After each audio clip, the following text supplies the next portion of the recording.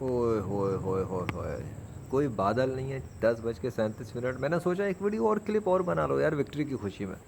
سناٹا ہو رہا ہے، اندھیرا ہو رہا ہے، میں ذرا باہر کی ایک لائٹ بند کر دوں نا چاند دکھانے کے لیے. Hold on. ہاں، تو ذرا واضح طور پہ کچھ پتہ لگے گا. ہوئی، آج تو چاند بیچارہ اکیلا ہے. ویسے بیچارہ نہیں ہے، وہ تو اللہ کی مخلوق ہے، لیکن میں کیا کر سکتا ہوں، میرا کیا قصور ہے. کل تو یہاں پہ چاند بادلوں میں تیر رہا تھا، بادل کے لشکر تھے. آج بادل کا نام و نشان بھی نہیں ہے، اکیلا ہے بیچارہ. اور ایسا اکیلا ہے کہ یار ابھی مجھے تو ہے نا دال میں کالا لگ رہا ہے مجھے. ارے یار میں نے گلاسز نہیں لگائے ہوئے، تو مطلب مجھے کیسے پتہ لگے گا آسمان کا حال. اوکے، ہاں دکھ گیا. یہی میں سوچ رہا تھا مجھے تارا نظر نہیں آ رہا.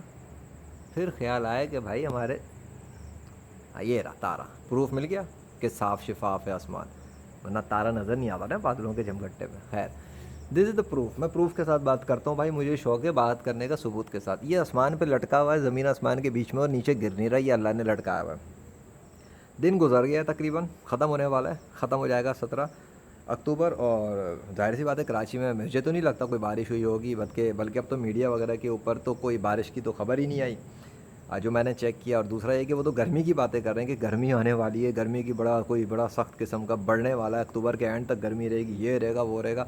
اب میں انہیں کیا بتاؤں، میرا کوئی کانٹیکٹ وغیرہ تو میں نے ان سے کیا نہیں ہے. وہ تو میری ویڈیوز جب لوگ دیکھیں گے تو انہیں سمجھ میں نہیں آئے گا کہ ایک انسان نے کراچی شہر کے ساتھ یہ کیا کیا. جب بارش کی بات کی تو بارشیں ہو گئیں، بارش بند کرنے کی بات کی تو بند ہو گئیں، جب گرمی کی بات کی تو گرمی آ گئی. گرمی کے عذاب کے حوالے سے کہا لو چکھو، تو پھر گرمی کا جو ہے نا طوفان آ رہا ہے. اللہ اکبر. ابے بھائی میں کیا کروں، اصل میں کچھ نہیں کرتا، میرا بادشاہ کرتا ہے. وہ ہے جو یہ دکھانا چاہتا ہے کہ تم نے زمینوں پہ زمین پہ جن جن کی پوجا کی ہے، جنہیں خدا بنا کے رکھا ہوا ہے، ان کی طاقتوں کو دیکھ کر، اور ماضی میں تمہارے باپ داداؤں نے جن کی غلامی کی تھی، وہ کچھ بھی نہیں تھے، وہ بس انسان تھے اور کچھ نہیں. جس کو کچھ ملا ہوگا تو اللہ نے دیا ہوگا، مر گئے چلے گئے. اس کا یہ مطلب توڑی ہے کہ اللہ کو چھوڑ کے ان کو خدا بنا لو. میں تو اپنے آپ کے اپنے بارے میں کہتا ہوں، میری طاقت ہے یا جو کچھ بھی میرے ذریعے کمالات ظاہر ہو رہے ہیں وہ اللہ کا فضل ہے. اور اس کو دکھانے کا مقصد یہ ہے کہ مان لو کہ اس کائنات کا اصلی خدا صرف اللہ ہے بس. اور حضرت محمد صلی اللہ علیہ وسلم اللہ کے آخری نبی ہیں.